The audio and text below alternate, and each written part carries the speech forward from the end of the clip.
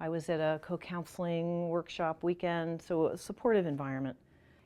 And I was in a small group, and Janet Foner said to me, "There was never anything wrong with you." And I was like, "What are you talking about?" I said, I was labeled with chronic schizophrenia. I was in the hospital. She knows, for 15 months and on psychopharmaceuticals, and all my life been told by the experts, that I had this chronic, mental illness. And here she's saying, "There's never anything wrong with you." And I tried for many, many, many years, decades, everything I knew really didn't work in terms of having the big life that I wanted. So I thought, okay, I have nothing to lose. Let me begin to maybe possibly try and wrap my mind around this. What does that mean? What are the implications? If there was never anything wrong with me, it took me years to really begin to sink my teeth into that and think about, the social implications that, the trauma I experienced as a child, that the hurts, the society, the war raging. Vietnam was raging when I had my spiritual breakthrough that was labeled chronic schizophrenia. No one at the time knew how to take me from monologue to dialogue, how to engage me and find meaning in what I was seeing and hearing. I was talking recently with Kofi Annan, the former Secretary General of the United Nations, about emotional CPR. In fact, I handed him one of our little mini brochures.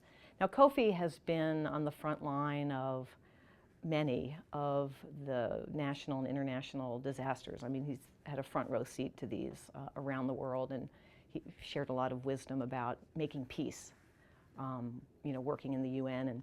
And so he looked at me, was looking at the brochure, and he looks up at me and he says, "We're in the same line of work."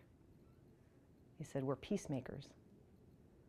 And I said, yes. And so the other thing that goes along with that in my thinking as I'm putting these pieces together is that people tell us internationally and locally after they've been through the emotional CPR training that it helps them in all their relationships. So even though we developed this to teach people skills to help other people, through an emotional crisis, it's really helping people every day as a way of life. And so it got me thinking about emotional CPR as peacemaking, a tool, one of many tools that help us make peace.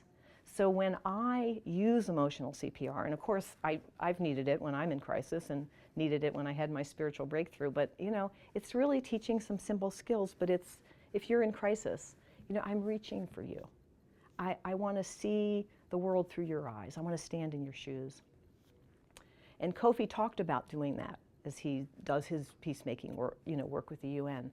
But it's doing it in a non-judgmental way. I'm really reaching for you. It's not about labels, and it's not about coercion. It's not about do this because it makes me less afraid. I want you to go in the hospital or take your meds or whatever because it's for me. It's not about that. It's really about being very present with someone, and that process of listening deeply and putting my agenda on the side, not thinking about what I need to do in an hour, in a week, in a year, but being with you. That's very validating. And for many people, including myself, it contradicts the isolation that I sometimes feel, to know I'm giving someone my full attention. So it's very validating, and in that space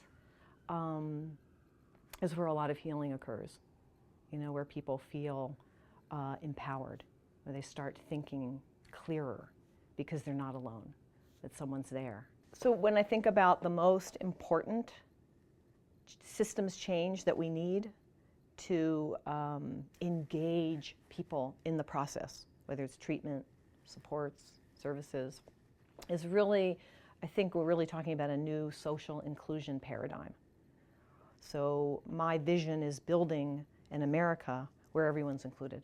So in every community in America, we have a place within a few blocks, perhaps, where someone in distress, in emotional crisis, can go because they see it as a safe place.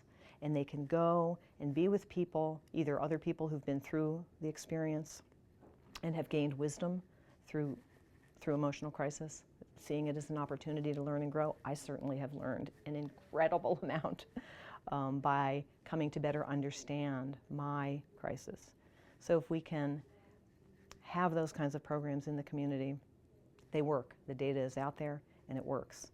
You know, I could cry right now. I was told for so much of my life that my brain was broken and it was incurable.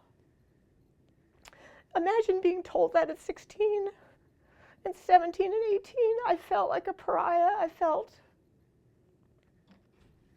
like I would never be normal. I was told I would never recover. I would never have a life in the community. It was devastating. It was devastating to me.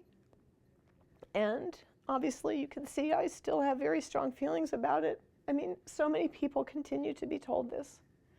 And we have to stop it. We have to stop it.